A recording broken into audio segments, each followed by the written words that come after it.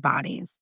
When Christianity became an imperial system, it moved beyond faith. Remember, there was a point in time where this was a revolutionary faith, fighting against the Roman occupation. I want you to think about that. This was a spiritual practice to push against the occupation of the empire in their lands. Lisa says, gluttony always makes me think of the Roman vomitoriums. Gross and yes. Like, because why? Why does that exist? We have to really, and when you're doing this work, when you do it on your own, when you do it in community, when you sit down and you're deconstructing it for yourself, dismantling it for yourself, I want you to really think of it with a historical lens. Go back to the time of these people when this book was written, the times that they were living in, and what were their daily lives like, and what were their normal practices. You will really start being like, oh, wow, maybe this is not something that I want to pledge my fealty to. Just maybe. Maybe it is, but it is worth questioning, asking, and deconstructing. So again, when Christianity became an imperial system, it moved beyond faith into bodily governance. It dictated how bodies should look, how bodies should behave, how they should love, how they should reproduce and submit. This wasn't spiritual guidance, it was social control. Binary theology, which is male, female, sacred, sinful, saved or damned, mirrored and reinforced supremacy culture's need for order, hierarchy, and obedience, right? When I do this work, I want you to consistently think about those 15 pillars. I love them. When I came across them, I was like, oh, this makes so much sense. And why is this not wildly available to people? Why is this not something that is taught in school? And that is because our education system is quite literally an indoctrination into supremacy culture. So even when you get into higher spaces of learning, it still continues on, right? You get this idea that you will get, oh, well, if I go to college, I'll get this more liberal, progressive, and I don't mean it in a political sort of way, but I mean like in a theological sort of way, education. And the truth is that whilst you do get more information, and I do appreciate the college experience, it is still created inside of supremacy culture. And it is still created to indoctrinate you further into it, just at a higher level, in my opinion.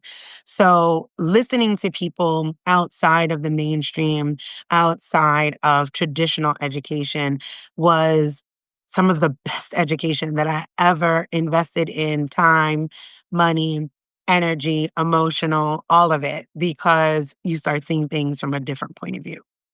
You start really experiencing life from the other side of the veil. And that is super important when you're talking about deconstruction and decolonization work, right? So when we're thinking about those 15 pillars, and I will link that into the replay, of course, I want you to think about binary thinking, right? It reduces the complex bodies and identities into very rigid categories. There are so many different ways that bodies come earthside, and how they present and how they feel and how they move and how they act. And this goes from gender to ability, sexuality, complexion. So you could start seeing how all of these systems play into racism, ableism, homophobia, xenophobia, just so many different things. Good morning, Ariana.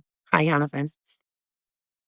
Power hoarding, centralizing authority in patriarchal religious leadership. If all of the power is handed over to every single body into a patriarchal, cis, hetero, Christian, white world, what happens to those that do not fit that mold? That is that kind of question to ask, right? So they are able to hoard all of the power and be able to tell you how you should show up in the world. And of course, this is okay because this is divine, ordained, and God given. Is it? Just something to question. So, another one, right to comfort. When we're protecting those in power from our bodily and moral accountability, we can then turn around and be like, oh, we could just push that over there, right? Oh, I'm living this way because I've been called to, I've been told to, all of the things, but you are taking away your own autonomy, your own agency, and handing it over to someone and saying that this is the right way for you to live. And if this is the right way, that means that people who are living outside of that way are living wrong. which then leads into xenophobia, homophobia, transphobia, childism, ableism, anti-Semitism, Islamophobia, racism, on and on again.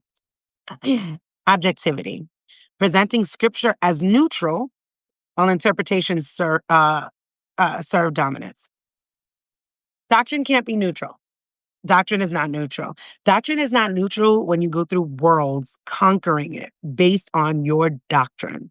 Doctrine is never neutral when you are forcing it on someone, right? When it's on your money. We are a Christian nation. In God we trust.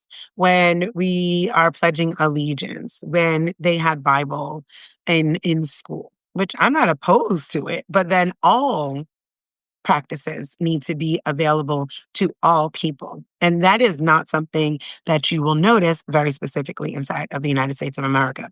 This is a Christian nation. And we are noticing the rise of Christian nationalism based on these things. Something to keep an eye on. And then individualism, of course, because framing harm as personal sin instead of systemic conditioning makes it that much easier, right? Are you failing?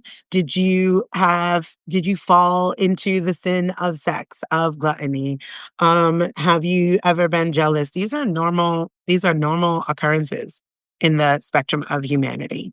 What we are not taught is to question that. Oh, I'm feeling covetous. I'm feeling jealous. Okay, why? Interrogate that. That's a normal thing to come up. Okay, where is this coming from?